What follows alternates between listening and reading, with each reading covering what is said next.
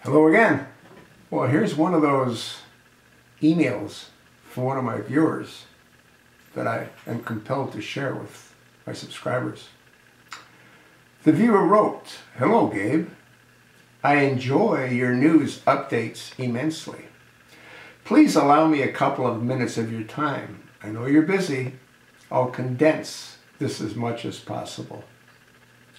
In light of Zimmerman, Martin, Ferguson, New York City, Madison, Wisconsin, and University of Oklahoma. The subject of racism has always been close to me. I'm white, retired at 58 from the telecom industry, and 60 now. But fate or destiny seems to have placed me in the middle of race.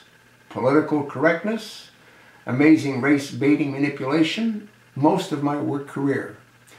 Last 7 years of which was at AT&T Mobility Headquarters Management, Engineering in Atlanta, Georgia. Those last 7 years were particularly revealing to me, and also the years in which I no longer straddle the fence.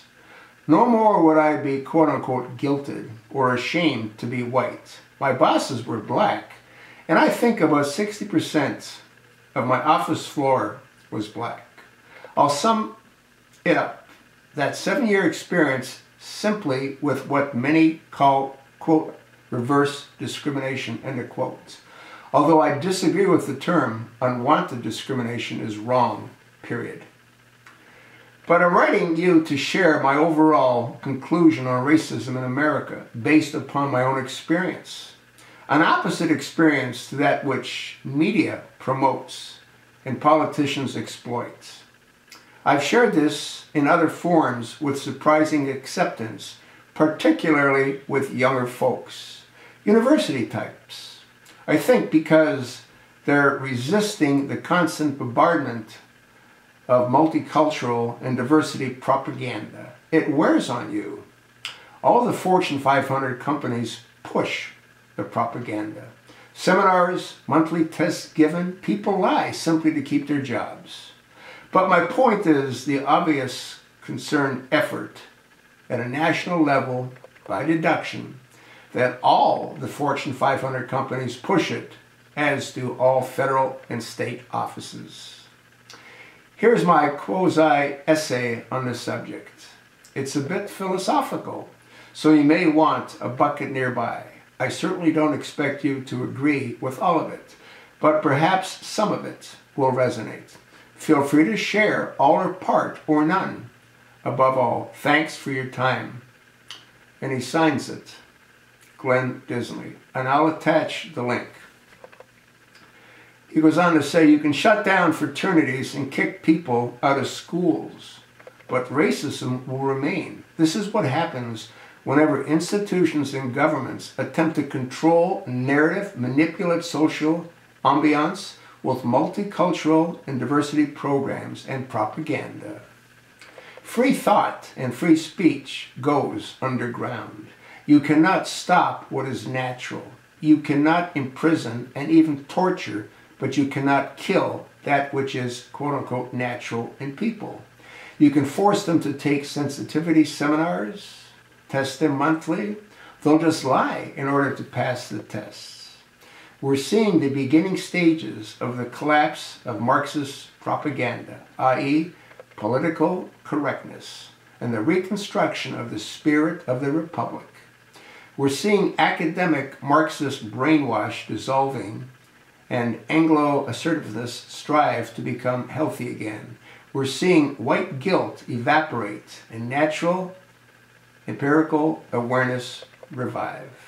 If you feel compelled to disclaim that you're a racist during subject discussions, then you've been guilted. You owe no such disclaimer to anyone. Racism is natural and thus will never be eradicated. It's emotionalized in order to gain political and social advantages while paralyzing opposition speech. More important, opposition thought. The cry of racism attached to an event in which you are at no fault, example, slavery, should reveal the manipulation intent behind it. It's the epitome of arrogance to think that humanity can or even should rid itself of racism. Racism is a thought, not a crime. Everyone is a racist, a bigot, and a hater of someone. It's simply a matter of degree. It is not natural to love everybody. The propaganda of multiculturalism and diversity can only be acted out. They've promoted in order to corporatize society. A corporate society where everybody marches to the same drum beat is more easily controlled. It's natural to love immediate family and close friends. It's unnatural to, quote, try, end of quote, and love everybody.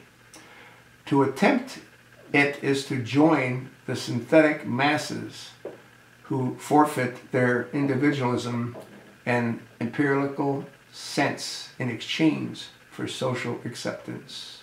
Racism is benign until government and politicians legislate against it, exploit and social engineering propaganda to eradicate it.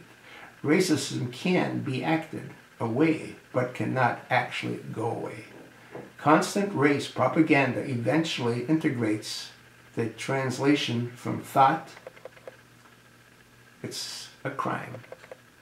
You should be wary of those pretending to be pure moralists, pompously playing the race card, as though only they have achieved the high ground of loving every culture and anomaly. Only way they are above bigotry and hate. Capitulating to the cry of racism takes power from you and gives it to the deceiver. Law covers our impurities and sins. Law is the equalizer. Think as you will. This is the height of a free society. Don't break common law. A free society should expect nothing more of you, and you owe society nothing more than that. Wow. And again, that link that I made reference to will be attached. You're free to gaze at it. This was an incredibly well-written comment to one of my videos that I posted. I want to thank my viewer for taking the time to write what he wrote.